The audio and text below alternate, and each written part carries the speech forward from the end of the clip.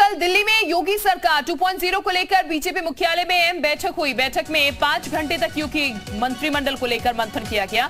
ये माना जा रहा है कि यूपी मंत्रिमंडल पर फाइनल मोहर जल्द लग सकती है। बताया ये भी गया कि इस दौरान 36 एमएलसी उम्मीदवारों को लेकर भी मंथन किया गया है। तो कल 5 घंटे तक मीटिंग चली थी और इसके साथ आपको ये बता दें कि मंथन का दौर लगातार चल रहा है। और जानकारी ये भी है, योगी सरकार 2.0 को लेकर बीजेपी मुख्यालय में ये अहम बैठक हुई। यूपी मंत्रिमंडल को लेकर यहां पर बातचीत हुई। इस बार भी डिप्टी सीएम का कॉन्सेप्ट होगा।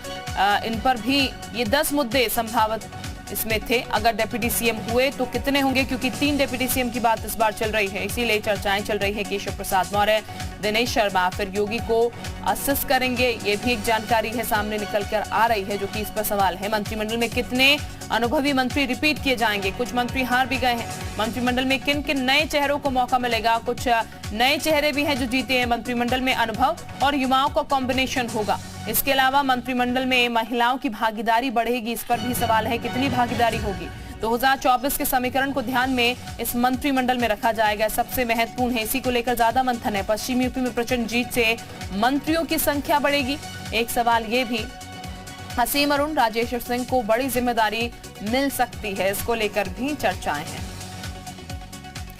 योगी सरकार 2.0 के मंत्रिमंडल में जो चेहरे शामिल हो रहे हैं उनका ट्रैक रिकॉर्ड भी चेक किया जाएगा, यानी कि परफॉर्मेंस रिपोर्ट को सबसे पहले देखा जाएगा।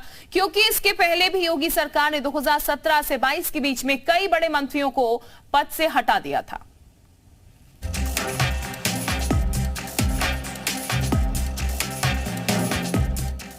योगी सरकार के नए मंत्रिमंडल को लेकर एक तरफ दिल्ली में मंथन जारी है, तो वहीं दूसरी तरफ योगी मंत्रिमंडल में शामिल होने वाले चेहरों को लेकर कयासों का बाजार गर्म है। खबर है कि मंत्रिमंडल में जो चेहरे शामिल हो रहे हैं उनका बाकायदा ट्रैक रिकॉर्ड भी चेक किया जाएगा। परफॉर्मेंस रिपोर्ट को सबसे पहले देखा जाएगा, चाहे वो पुराने चेहरे हों या फिर नए। परफॉर्मेंस के आधार पर ही मंत्रिमंडल में जगह मिलना संभव होगा। योगी सरकार के दूसरे कार्यकाल में बनने वाले नई मंत्रियों की परफॉर्मेंस रिपोर्ट यानी ट्रैक रिकॉर्ड दिया जाएगा। देखा जाएगा कि वो सियासत में किस तरह से काम करते हैं, जनता के बीच उनकी क्या साख है।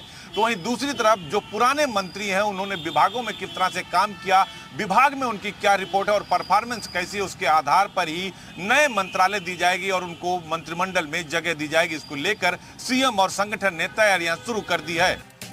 यानी ये तय है कि सीएम योगी 2017 की तरह ही मंत्रियों के कामकाज पर सख्ती से निगरानी रखने वाले हैं। और योगी सरकार में मंत्री रहे सिद्धार्थनाथ सिंह भी इस बात की पुष्टि कर रहे हैं। सीधी बात है, आप कार्य करेंगे और वो जो करता है उसको भारतीय जनता पार्टी में न भतीजावाद आता है, न परिवारवाद आता है और उसकी हमेशा एक उन्नति भी होती है। तो ये भारतीय जनता पार्टी है, परफॉर्मेंस बेस्ड मेरिट के आधार पे आगे बढ़ते हैं।